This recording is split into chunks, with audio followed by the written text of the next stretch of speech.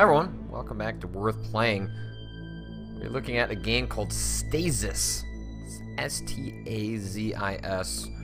And we are not going to be able to read a lick of it, because it is Russian. That will make it self-aware really fast. But let me just show you what my favorite part about this game so far is. Just like, well, you know, you can shoot things, which I'm not going to waste my bullets yet, but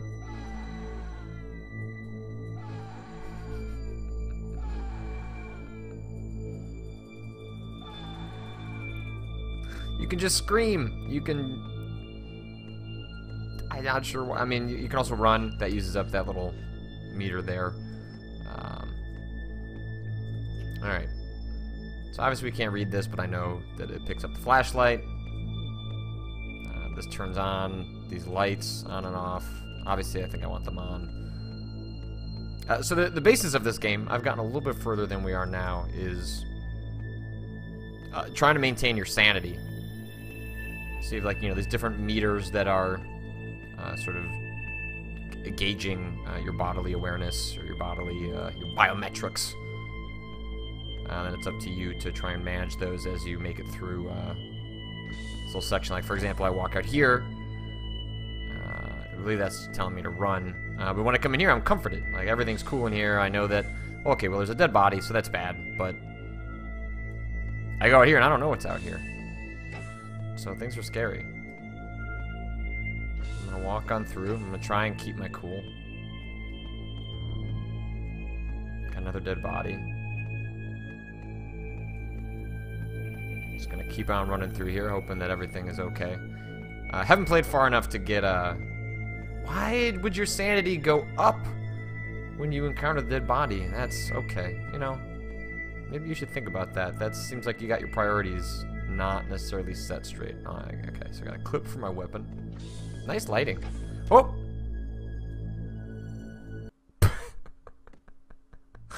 Okay. Well, I didn't know there was a bad guy there. Let's try that again. Alright, so took that one out. So I guess I'm happy. The reason my sanity goes back down is because I'm psyched that they're dead as opposed to alive. Seems like the members of this crew have gotten into some shit. Oh! Alright, down. Reload. Okay, R. Well, at least some things in video games are constant. Oh, what's gonna happen?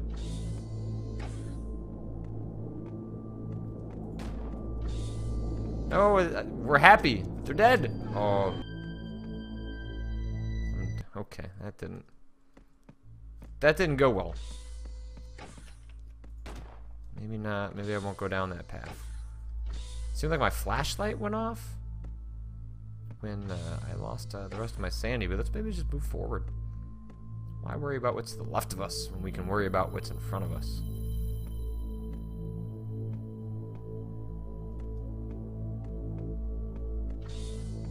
Yeah, screw it. Who cares what's over there?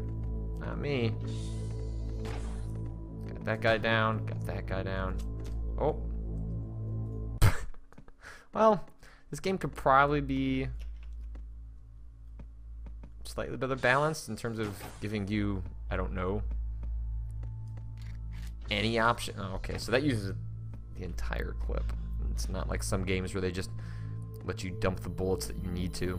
Game goes, nah, you're gonna use the whole clip, but, well, I got 3 guys right here, so I suppose that's... I better use my bullets wisely, though.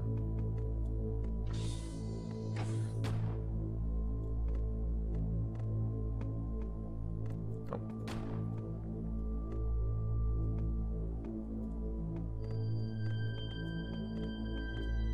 Yep.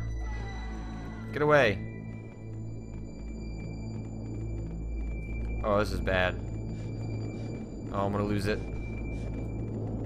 Everything's bad. Well, I guess you die that way too. Some interesting ideas. I like what they're going for. There are not enough games that use sort of sanity mechanics. I know there's maybe some problematic undertones to the idea of a sanity mechanic, but I don't know. I don't know if that's true. I mean, obviously there are a lot of horror games that use the insane trope over and over, and that stuff I think can be not only is it tired, but just constantly, you know, portraying people with mental illness as being crazy people. Maybe not the best use of that trope. But I think games in these simplified forms with, you know, obviously this isn't, you know, pushing the edges of technology, but, you know, we've seen with Home, Lone Survivor that games with simplified visual forms are actually really good at communicating and generating tension and fear with the player. It's pre-alpha, so there's you know, if they're going to continue work on this, there's a lot more to go. But I like the basics of it, that you are just sort of alone by yourself, and you have to manage different systems about your body that isn't just health. I mean, I would hope that maybe they would come up with a way of allowing you to exist longer than dying once, because by dying once, what the game does is remove a lot of the tension from the scenarios you've already encountered. You know, there's always going to be a guy in this coming out of this door, which means that no matter how many times I die, or every time I do die, there's less and less tension with exiting that door, because I know that's what's going to happen. So while I understand the game wants you to be on edge about the fact that you could die at any moment, it doesn't necessarily work really well in terms of maintaining, you know, the initial goal of the game, which is to kind of scare you. So that's Stasis. I assume that's how it's pronounced. It's interesting. I obviously like a lot of games like this, and I'm willing to give games like this maybe a little more leeway than I would other games, because, hey, you want to try and scare me, try and get under my skin some way, go for it. Next game. Hey everyone from Giant Bomb, I want you to make some noise. I want you to just make some noise. Everyone out in the crowd, just make some noise. I'm just gonna keep hitting this button. Let's make some music. Let's make some music. Oh yeah, feel that sweet jam. It's starting real slow. Yeah, I can tell the crowd is really getting into it. I'm really feeling this HGF. It's not thick enough. It's not thick enough. Oh yeah, that's feeling a little bit thicker. Oh, this will be on your Tumblr. Thank you. But that's just not. We gotta turn up that tempo. Turn it up. That's slower.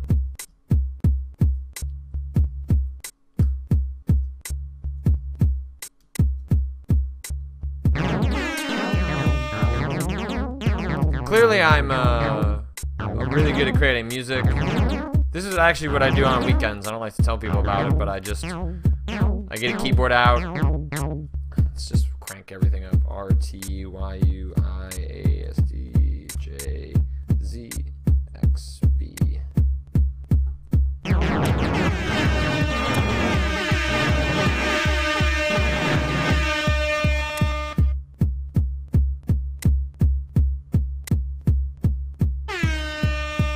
Yep.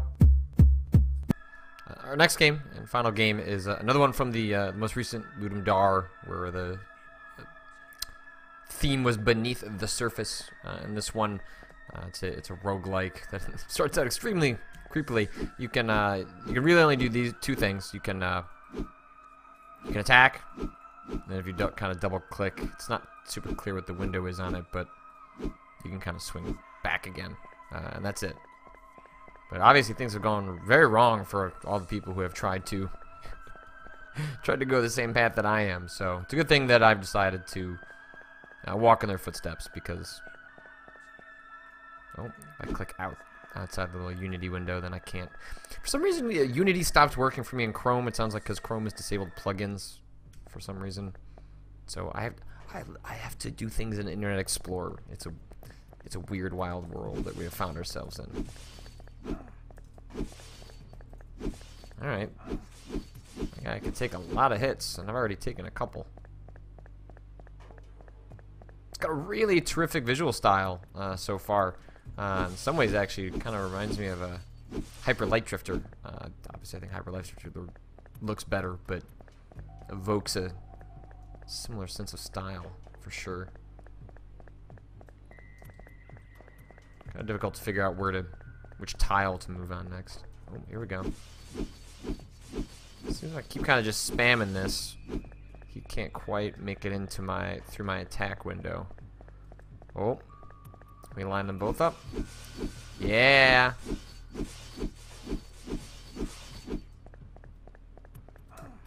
It's actually been really depressing. Well, I'm perhaps using the term depressing a little bit too lightly.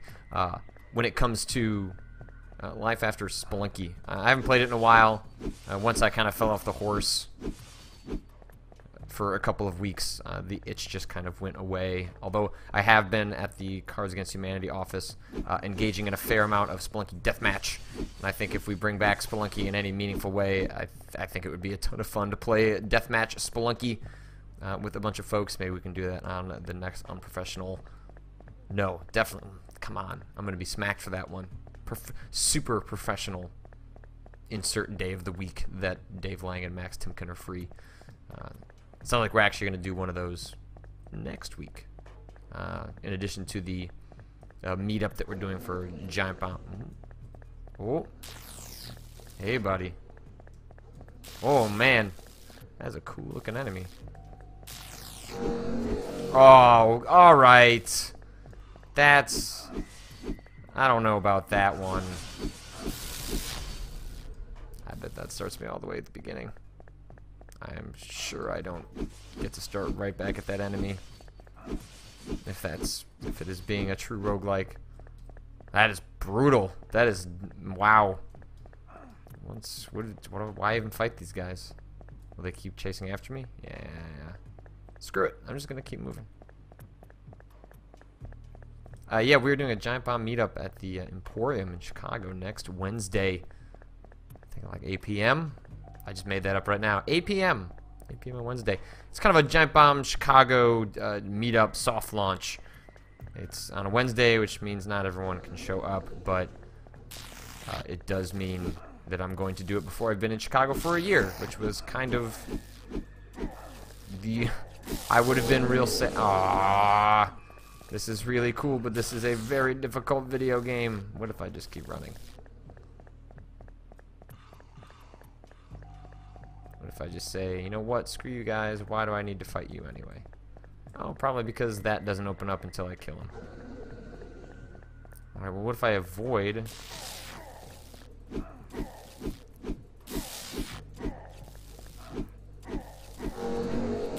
Oh, get away from the bugs, and that's not gonna happen. So that game's pretty neat. I like the art style, but I think the mechanical shortcomings become apparent pretty quickly in a way that I think rapidly degenerates the fun. So, you know, like for the first couple minutes, I jumped in by myself before turning on this camera. I was actually having a pretty great time, and you saw in those moments where I was deflecting the bugs. It seemed like I kind of had a general feel for it, but the moment you get more stuff going on, not to compare everything to Dark Souls, but if there's anything to take away from a game like Dark Souls, it's that you know what your weapon's doing, and you know how that's interacting with the enemy, and that's really like the main hump here is that the art's great. I love the vibe.